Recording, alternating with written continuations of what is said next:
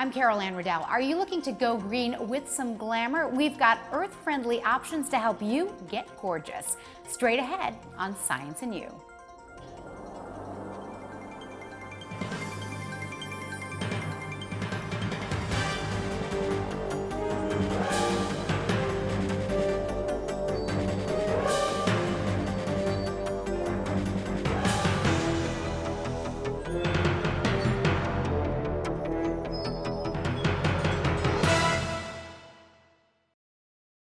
I'm Gilliam. If we're going to get glamorous, that means we're going to have to get that body together. And that could mean going on a diet.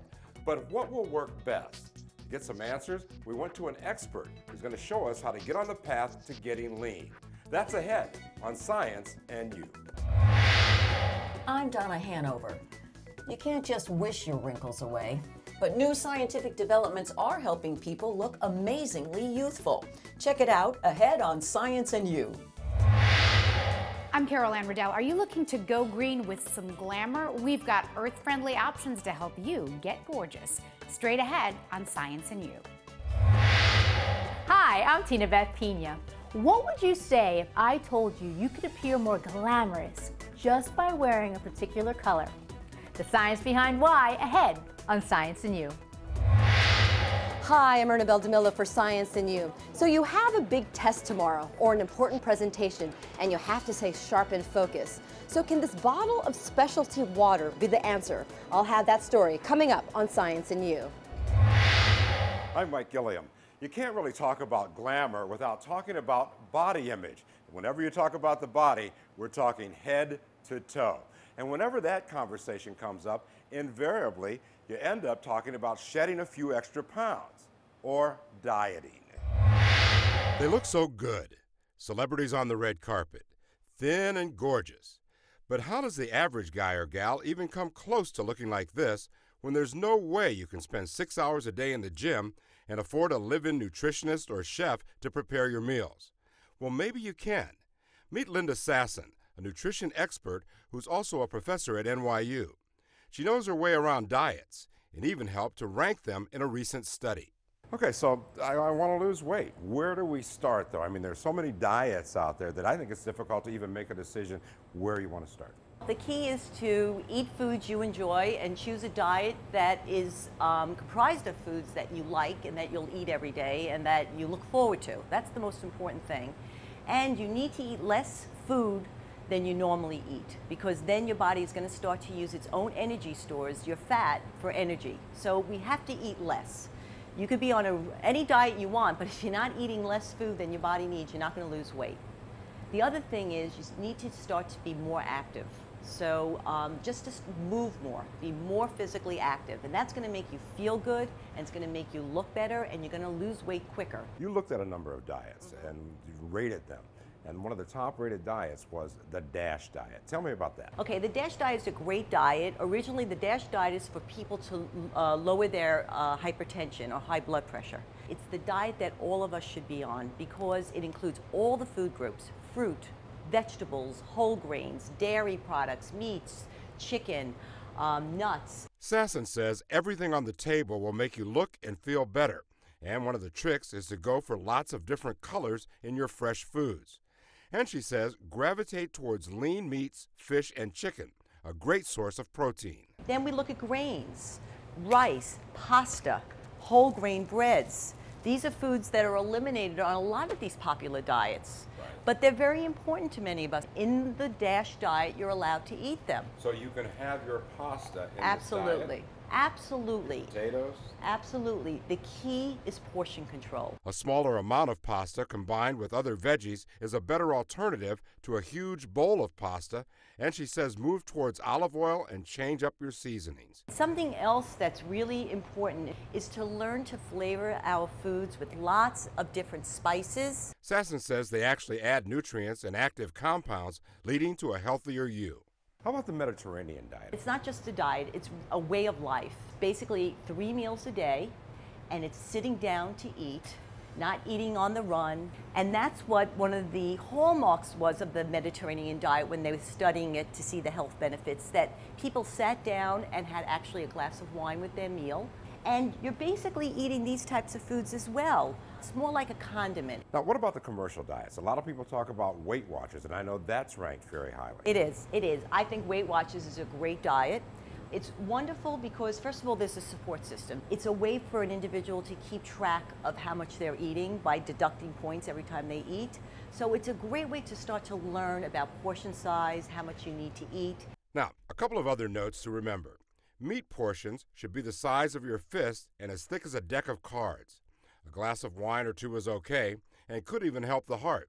And you gotta move to lose. And remember, food choices are very, very important. Feeling glamorous and looking glamorous, this is the beauty aisle. A lot of us rely on lotions and potions. When I walk into the supermarket and I walk into the fruits and vegetables, that's my health food store. That's where I see all these wonderful things for my skin, for my hair. You know, it's just here. It's full of all these wonderful ingredients that make you feel better and look better. So, glamour comes from within, but it's going to be very important to watch what you put in. I'm Mike Gilliam for Science and You. I'm Donna Hanover. Scientists are hard at work finding ways to keep our skin both healthy and beautiful. But figuring out what's real and what's hype isn't easy. Today we'll take a look at the truth behind the science of the skin. Dr. Macrine Alexiadis Armenakis considers it her foremost duty to help patients fight skin cancer. But this Harvard-trained scientist, who was originally a sculptor and portrait artist, also helps people with their appearance. What is it that makes our skin look older? It's typically due to changes in elastin over time that causes sagging of the tissue.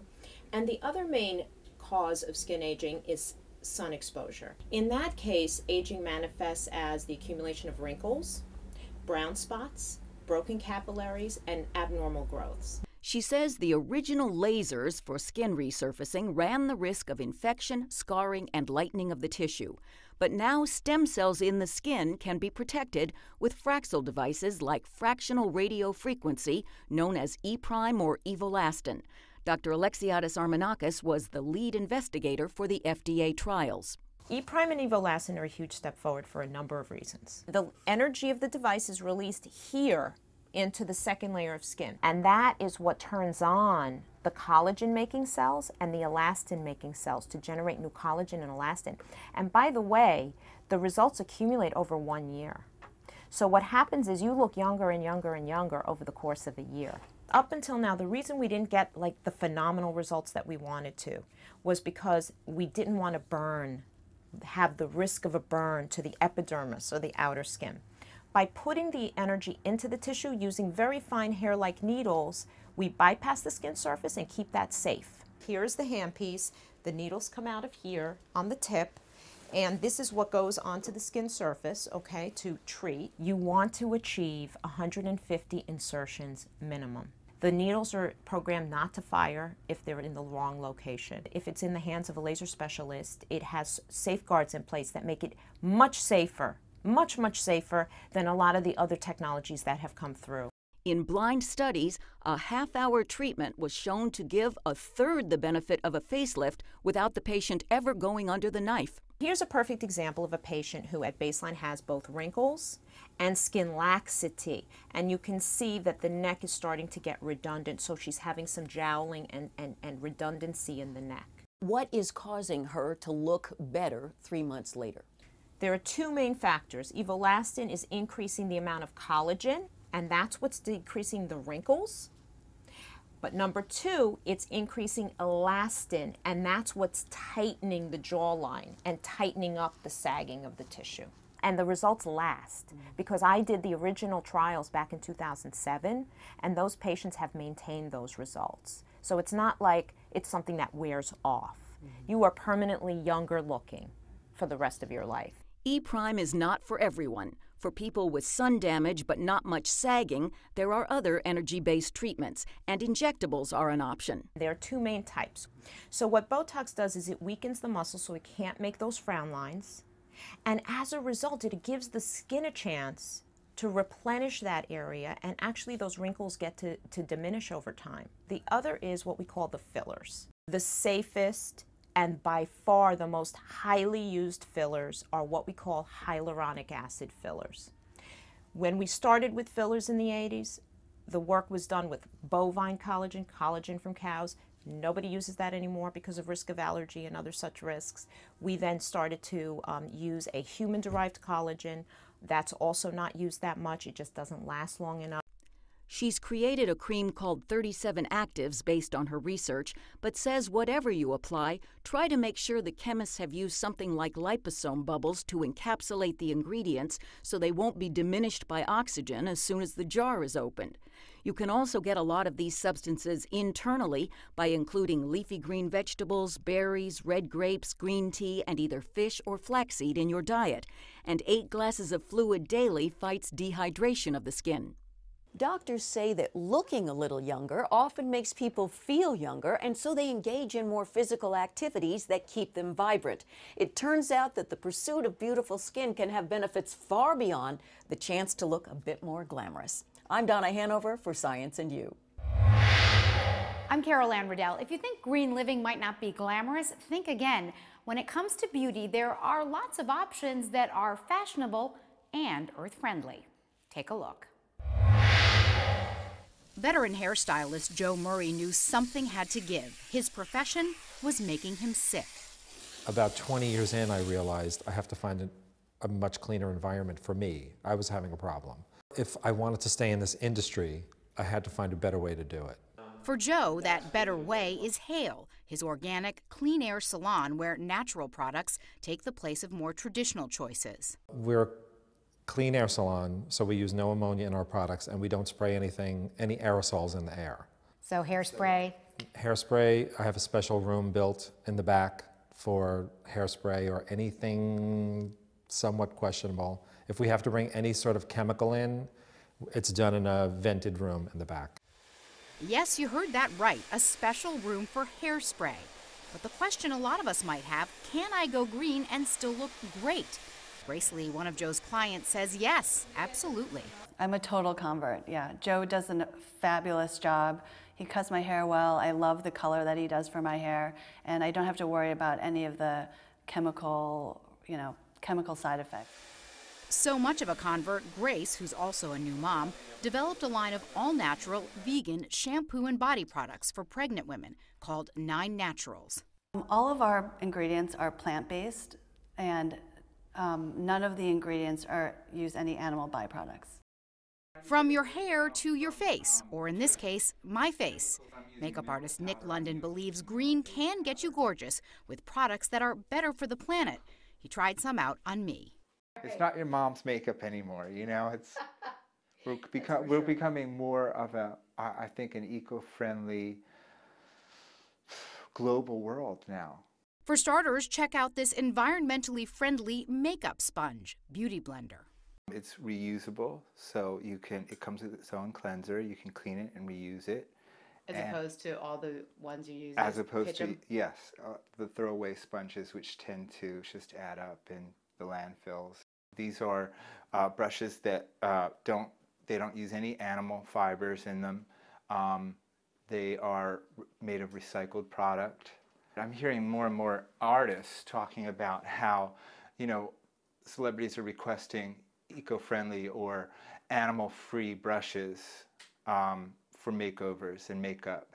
Nick explains there are products in various price ranges. His shopping suggestion, do your homework as you would with your groceries. When you approach the product, you should approach it like you approach your food. You read the label, find out what's in it. A few finishing touches and Nick is done. And there we have it. We have an eco-friendly look for Anne Riddell. The new me, the not scary me. Thank you, Nick. Getting back to the bottom line for many of us, will green beauty cost you more? In some cases, potentially yes, but as Joe explains it, demand is on the increase, meaning consumers have more choices. It is becoming much easier to get these products than it used to be. Maybe even 10 years ago, I started in organics 10 years ago, and there were 2 lines of organic hair care. And now many more? And now they're just coming out. The more people that come over and ask for cleaner ingredients, as a group, we will get them. So if going green is a priority for you, even small changes to your beauty routine can make a difference for you and potentially the environment, with results that your inner fashionista can live with. I'm Anne Riddell for Science and You. Hi, I'm Tinabeth Pina. Scientific data indicates that certain colors can dictate not only how we're perceived, but can also make us appear more powerful, more glamorous, and even keep us calm. We dug deep to find out what the psychology is behind color. Color is a very powerful tool. Color can actually be a reflection of mood, or color can help enhance mood, but only to a certain degree. But what's important about it is it's a direct reflection in many ways of our own psychological state. Color psychology is the study of color as a determinant of human behavior. While it's a very simple idea, the actual field of color psychology is very complex. I work with patients. What they're wearing very much can reflect their mood for the day.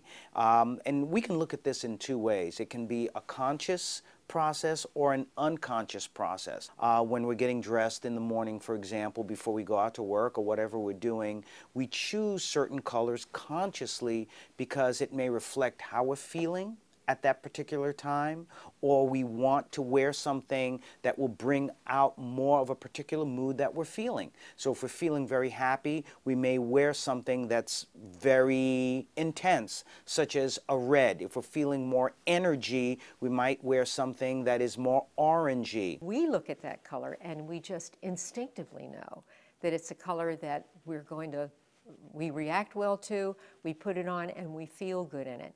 All of these things are part of what makes our decision-making process for us, but sometimes we're not aware.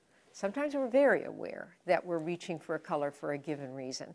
Although the human eye can distinguish over 9 million color shades, there are certain colors that have a universal meaning, from dependable to glamorous. There are some inherent feelings that are attached to color, and there have been some recent studies that have been done that have supported other older studies about red and our perception of red as making people more attractive. We know that it is a signal color. It is one of nature's signal colors. So we know it's going to attract attention. On top of that, we may perceive of the person wearing that color as being more sensual, because red is also attached to sensuality. We know that our first attachment to color comes from nature. Let's take blue as an example. The blue of the sky. We know that the sky is there every day. It hasn't fallen yet. As a result, we think of the blue color, the sky blue, as being something that's very permanent, very steadfast for us. True blue, loyal blue. That's where those expressions come from. Eisman also says that if you wear the color green, you'll be connected to the outdoors and will appear refreshed, while wearing the color purple could make you appear regal. Older generations still have a little bit of an attachment to purple as royalty. Now, why was purple for the royalty? We have to go back many, many years ago and think about the first source of purple, which really was from tiny little mollusks like snails that were found in Babylonia. And they would find, when they resurrected these ancient artifacts, that the snail shells were found with these little tiny hammers, which told them that people literally would open the snail shells up, out of it would come this purple juice, and that is what you dyed the clothing with.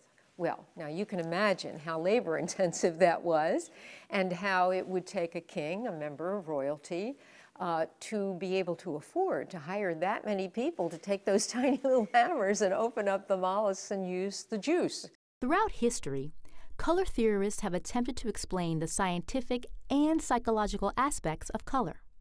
English scientist Sir Isaac Newton is credited with discovering the color spectrum in 1666 while experimenting with prisms.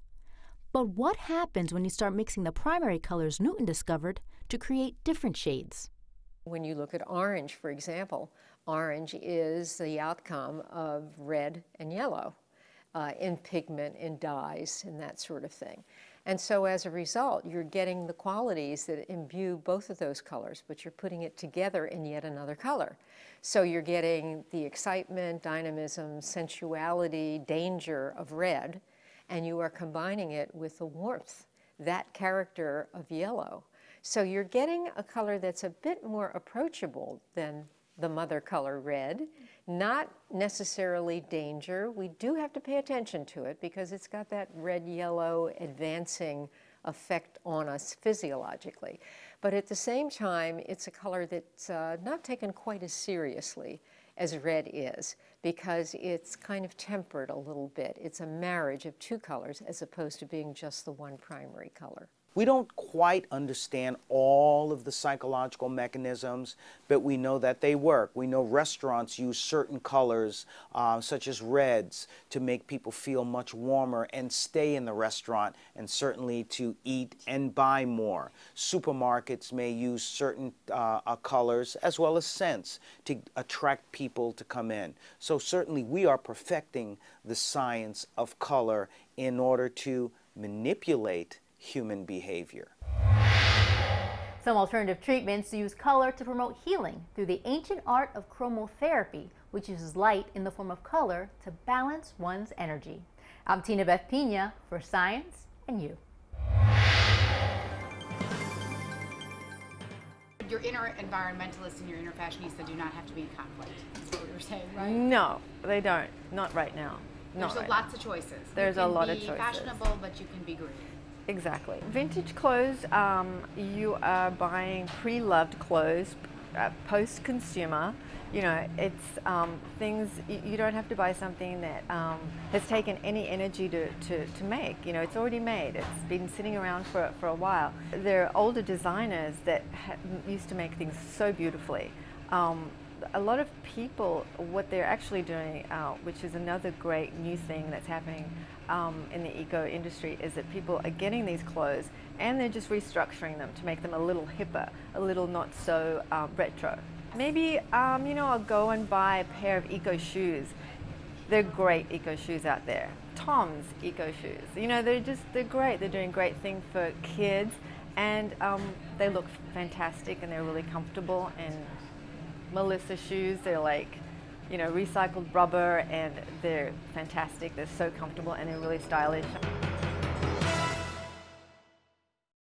Hi, I'm Ernabel Demillo at CCNY. So let's say you're one of the students here and you're studying for an important test. So you have to stay sharp and focused. Can the answer be in this bottle of water? You need to pass your science exam. Drinking coffee may help you stay focused. But what about these specialty waters? We found all kinds of vitamins and minerals on the labels. So, does it work? Well, who better to ask than someone who studies the human brain? Dr. Timothy Elmore, a neuroscientist at CCNY. He and his assistants are studying brain memory. When we stopped by, they were conducting experiments on how the brain encodes, stores, and retrieves memories. Dr. Elmore told us the ingredients found in these bottles are nutrients that are naturally occurring substances found in plants and animals. L-theanine, for example, is found in green tea. So what they do is they provide nutrients to us, and they're sort of the building blocks of our bodies. Although the ingredients have complicated sounding names, they are in a healthy, balanced diet that most people would eat. By supplementing your diet with these special waters, if you get too much, your body has natural mechanisms to flush out the excess vitamins, and so it's not clear that supplementing your diet with these actually has any beneficial effects on so-called brain function. Elmore showed us how these ingredients affect our brain cells. What we're looking at here is two cells. You know, you have this cell here called the presynaptic neuron. Then you have another cell down here, and then you have a space in between. And so a lot of these ingredients, what they do is they just work by interfering with certain function on this cell. Ingredients like L-theanine work like caffeine, getting into the spaces between cells and affect how the chemicals are transferred between cells. Translation, it can help some people focus, but too much can also make people jittery or nervous. And for young people whose brains are still developing, these drinks can be dangerous. The drinks are also pricey. Elmore said your best bet to pass that test may be to get a good night's sleep.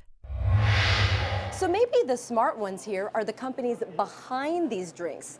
The energy drink beverage industry made $6 billion last year.